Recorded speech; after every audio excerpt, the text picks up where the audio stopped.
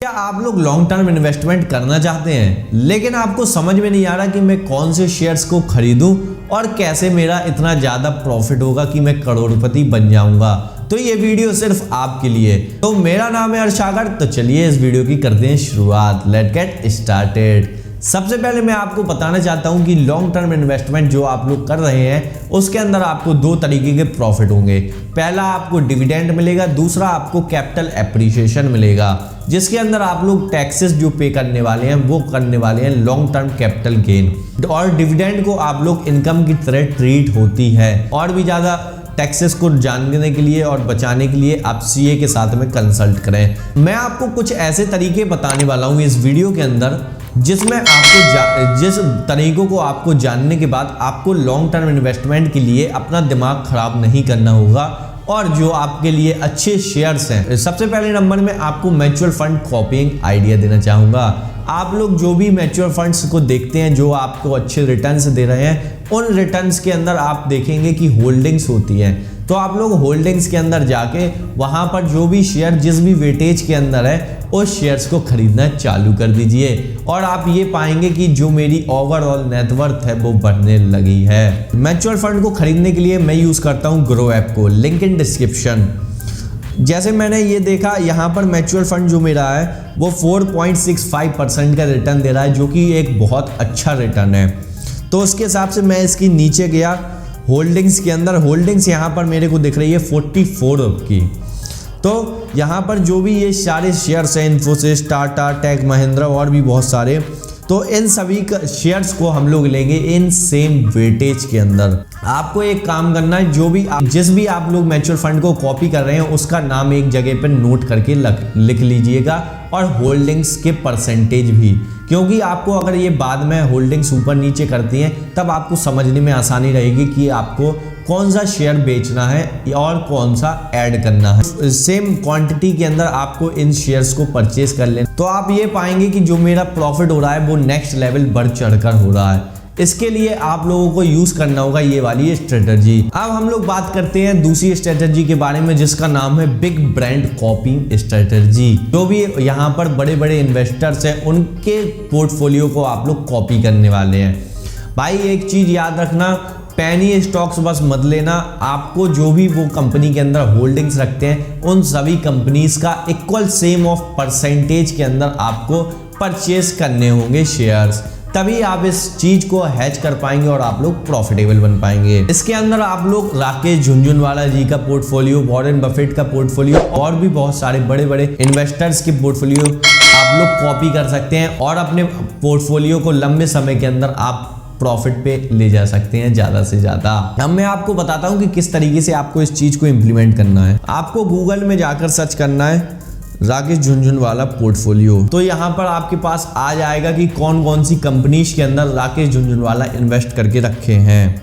तो यहाँ पर हम लोग देखते हैं इनकी होल्डिंग्स में इन्होंने आप पाएंगे 39 कंपनीज के अंदर इन्वेस्ट किया हुआ है और जिसमें से आपको परसेंटेज भी दिख रही होंगी ओवरऑल इनकी क्या परसेंटेज है उस कंपनी के अंदर। इसके अनुसार आपको एक चार्ट बनाना होगा जहां पे आप इनकी जो कंपनीज हैं उसका रेशियो लिखेंगे कि इनकी कितने परसेंट की हिस्सेदारी है। उसके हिसाब से आप लोग ये भी देखेंगे जो इनकी कैपिटल है वो कौन कौन सी कंपनी में कितने कितने परसेंट लगी हुई है।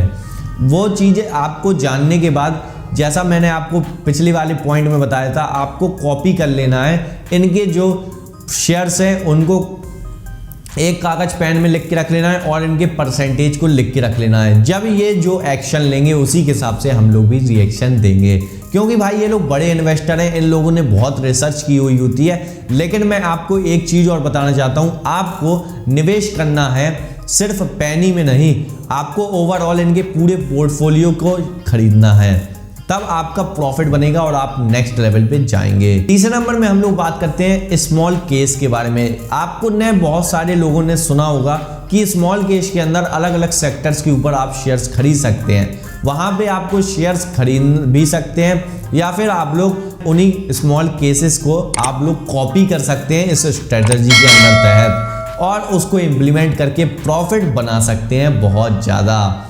लेकिन वही सेम पॉइंट, आपको कॉपी नोटबुक पेन लेके रखना है। आपको इनका स्मॉल केस का नाम और परसेंटेज इन रेशियो वो सारी चीज़ें आपको लिख के रख लेनी है, जिससे आपको बाद में जब आप रीचेकिंग करा करेंगे 2-3 महीने के बाद तब आपको पता चलता रहेगा कि कौन से शेयर्स इनने बढ़ाए हैं, कौन से शेयर्स हटाए हैं। इसी चीज को आप लोग यूज कर सकते हैं स्मॉल केस के अंदर। चौथे नंबर में बात करते हैं, जो भी मैंने ये तीनों पॉइंट बनाए हैं वहां से आपके पास एक डेटा आएगा।